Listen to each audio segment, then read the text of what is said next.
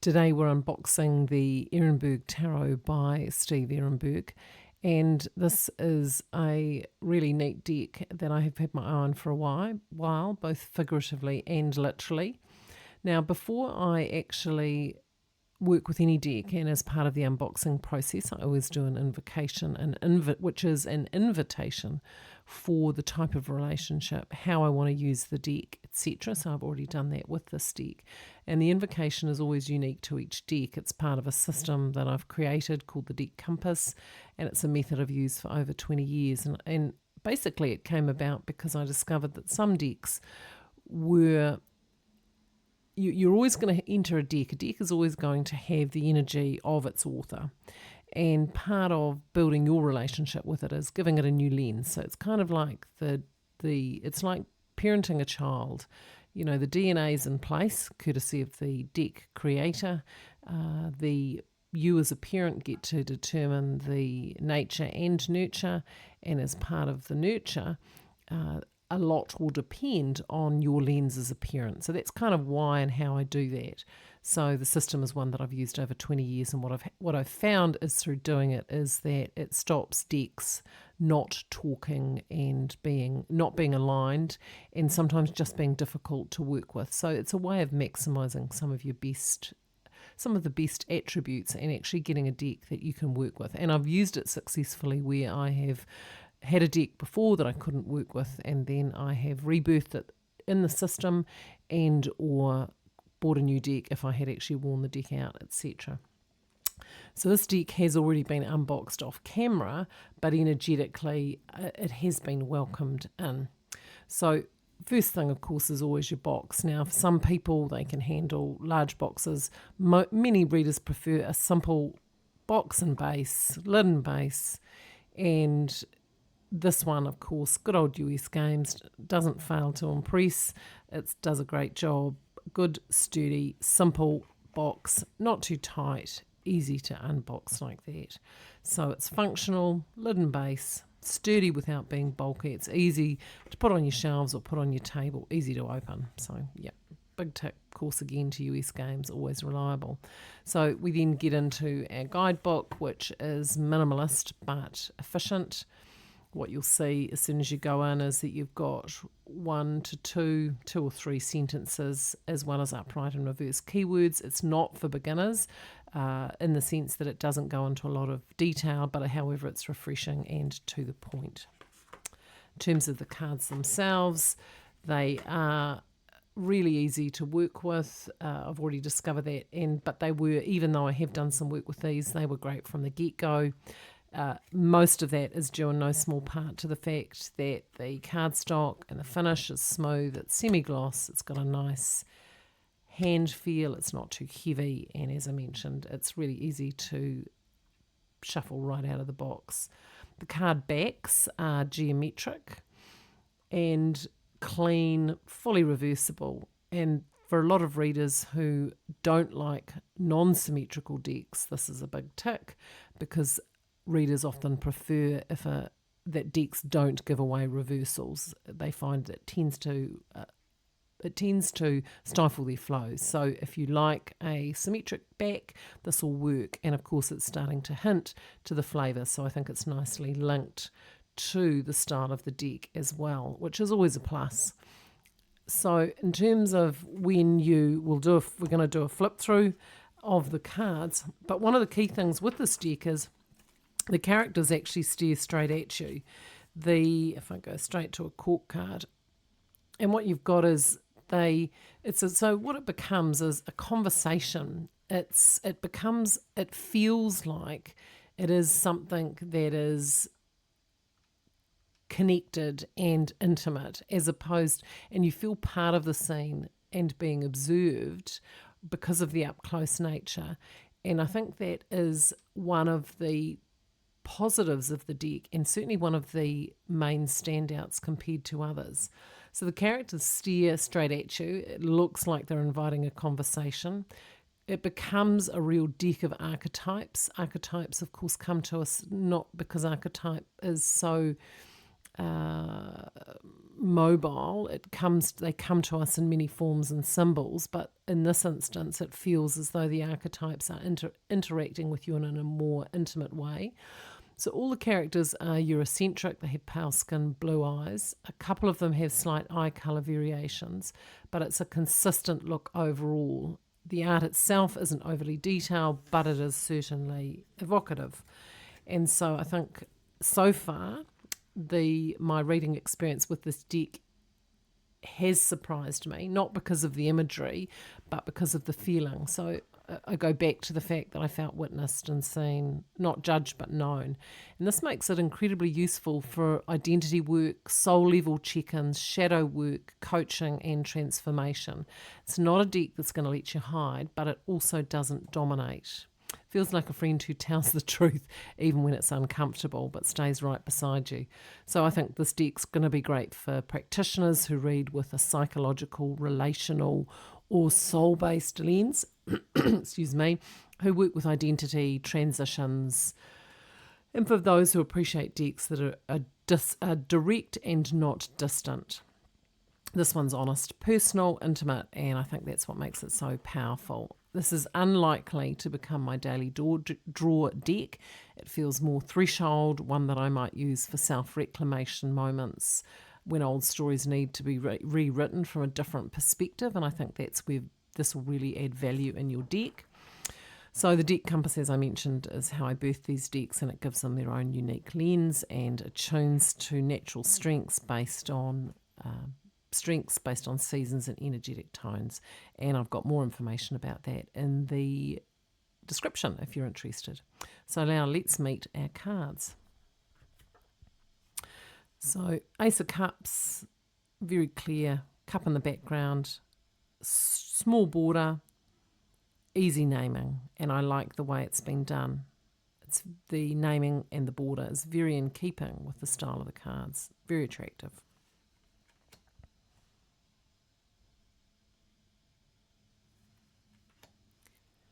I won't say too much as we go through. I think often it's nice for you just to spend some time with the cards, and it's nice for me just to also reintroduce myself to them.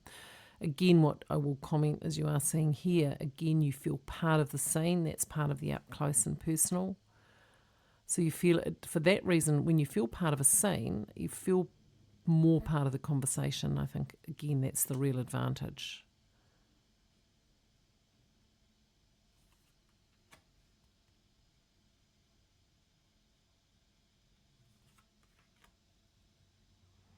Fascinating use of Seven of Cups. That's a really nice design.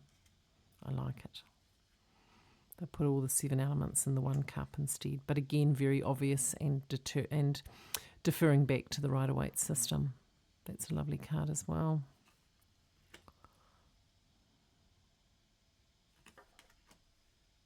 It's a beautiful rendition of the 10 of Cups. Again, you feel part of the scene. Here we have the Page of Cups, which is on the cover. Colours are lovely in this too. I'm a real blue and green fan, but there's enough vibrancy in the others not to be overwhelming. Again, that's part of a conversation. It doesn't feel garish, so that makes it again more part of the scene. Here's that was our page, the first of our court cards. Here's our Knight of Cups. Queen of Cups, some beautiful fish imagery in this card. Mermaids on the side of her vessel, shells in her crown, sapphire blue for her stones in the crown. King of Cups, again some lovely fish imagery in his crown. Come to our Ace of Wands, and you'll notice with the aces as we go through, it's slightly ethereal in that the wand is clasped in a hand that you've got a real sense of it being not of this world.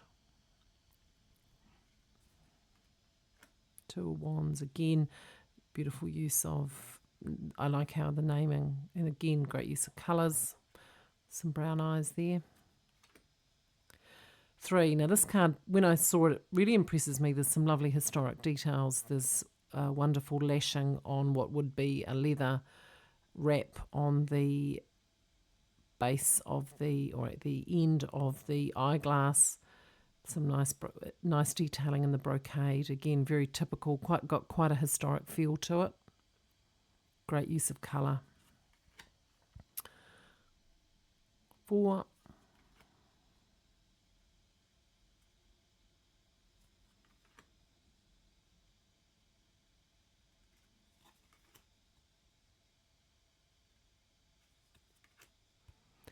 8.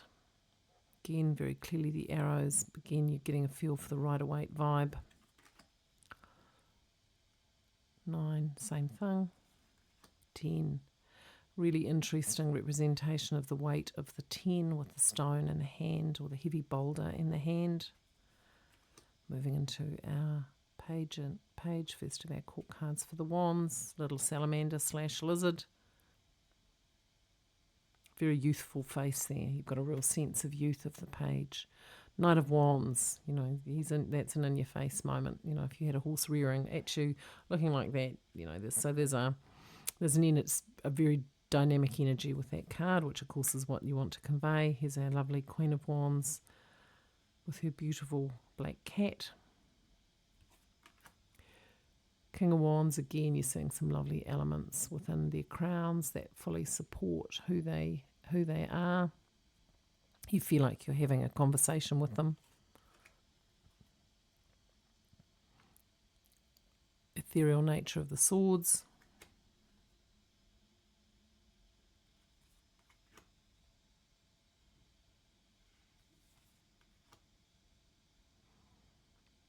We've got a knight again here.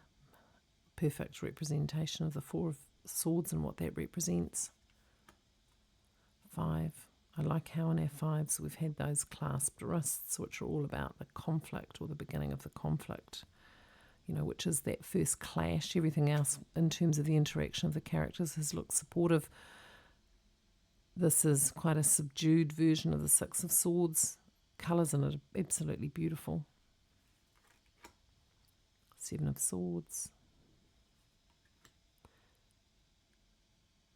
8. Again, wrists bound, so difference to the Rider-Waite. Now, I do love this card. It's so beautifully conveys the nature of the 9 of swords. Those thoughts striking home. And yet, one of the things I'd comment is it's not overly ominous. I think the interpretation and reinterpretation of the Rider-Waite has been pure, but there's a hope with this deck. This deck has a lot of hope. When I birthed it using the Deck Compass system, I did give it some quite heavy artillery energy. I wanted to really amplify the truth serum component of it, while still being really honouring of, you know, whether you're reading for yourself or others. It's important that we convey information in ways that is useful, kind, peaceful, but still true. So it is the truth serum deck for me in terms of how I birthed it. Page of Swords. I love the little star on the cheek, which is perfect for the sword. Just again, a beautiful touch, conveys a lot. And Knight of Swords, he's actually one of the things I love that's kind of almost an armadillo feel. I will do some more research and perhaps even interview Steve Erenberg about his choice for this card. I wonder if he actually has modelled it on somebody he knows, because it's got sort of a heavier feel than I would normally think a sword would have. So that'll be worth some follow-up research. Queen of Swords, some beautiful detailing in the base of her sword. King of Swords. Sword is very dominant in this image. Into our pentacles, which again I think have been beautifully rendered. You'll notice that the hand here is less ethereal, and that's, I think, due in part to the fact that, of course, our pentacles are all about the practicalities of here and now, so the hand has a slightly more present aspect to it. Great use of the juggling and the 2 of pentacles. 3 of pentacles. Great transference where in the Four of Pentacles in the Rider-Waite, typically we see a character with 2 pentacles across his chest, one behind his head, I'm trying to remember visually, and then but the key is the 2 under the feet, which is feeling, and that's been loved. It has been really well conveyed with a ball and chain pentacle of the foot. Great individual interpretation of the Rider-Waite. Really like that card. 5 again, all the elements of the 5. This is again slightly further back of probably of all our cards. We're seeing more of the character, but again a great representation. There's no denying, you know straight away that that's what that card is. The 6, 7, 8, 9. Beautiful. I love falcons and raptors and crows, and they're my favourite. I just love them as they're just all birds I do love though. 10 again, lovely symbolism, beautiful use of the dog, the arch, the bridge, the support, the town, lovely use of grapes, some really nice symbolic components being brought through. Page of Pentacles again, really nice, youthful. There's again more practical kind of component. Pentacles do feel a little bit more distant than the others, and Knight here's doing his gardening. You can come around and sort my garden out. Queen of Pentacles, and I don't mean that in an untoward way, I do mean my garden. Queen of Pentacles, King of Pentacles. Now we move into our major arcana. So I think that is a really lovely set of pip cards. I think I'm going to really enjoy doing more work with those. I think they're going to become great storytellers. Really exciting. Now we work through our major arcana. The Fool. For those who don't like the Jester as the Fool, this is not the deck for you. If you go, I hate that, then this is not going to be your deck. Personally, I think the Jester and the Fool are so archetypally aligned that it makes real sense to me, and I think the rest of the flavour in this deck more than supports it. I love it. If you can't handle Jesters, this will not be the deck for you. The Magician, beautiful. Again, beautiful colours. Just got such a lovely feel, such a lovely intimate feel. I'm so pleased I decided to buy the deck. I haven't owned it before, so for me this is new. Not disappointed at all. High Priestess. Oh, sorry, the Empress. The Emperor. All the elements of his strength and authority. The strong seating of power. Hierophant. The Lovers, the hands, the apples, the serpent. Great imagery. Chariot, really like this. Beautiful, strong, really strong, very well conveyed. Strength.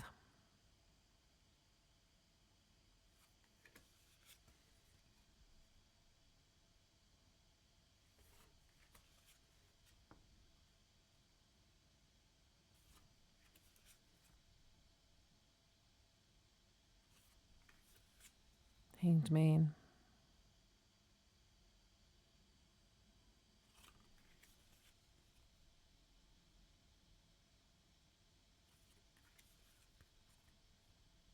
Temperance. The Devil. Probably of all the cards, it's the one that is missing the other elements. You'd have to know a little bit more about Rider-Waite and the other components of it in terms of the symbolism by itself. It doesn't tell as much of a story, so you are going to need some background on it. The Tower moments, I guess too. It's interesting they've chosen to represent it almost, or Stephen has chose to represent it almost like in the same as the Rider-Waite. I think it makes a lot of sense when you understand how the Tower works. It's often about external striking, internals building up, and there is an inevitability about it. So it's interesting that he has chosen to represent it pretty much the same. I love this little trio. I think they've all been represented in a really fun. I'm trying to think, is it the 1920s? I'm getting, particularly with film, the moon used to often be, they'd put a person's face, eyes and mouth would come through a moon talking in that kind of fashion. I can't remember the era, I apologise for that, but I do like the trio of the star, the moon and the sun. I think they look really smart, and it's going to be really fun when they turn up in a reading together. So the star, the moon and the sun. And we get into our last two, Judgment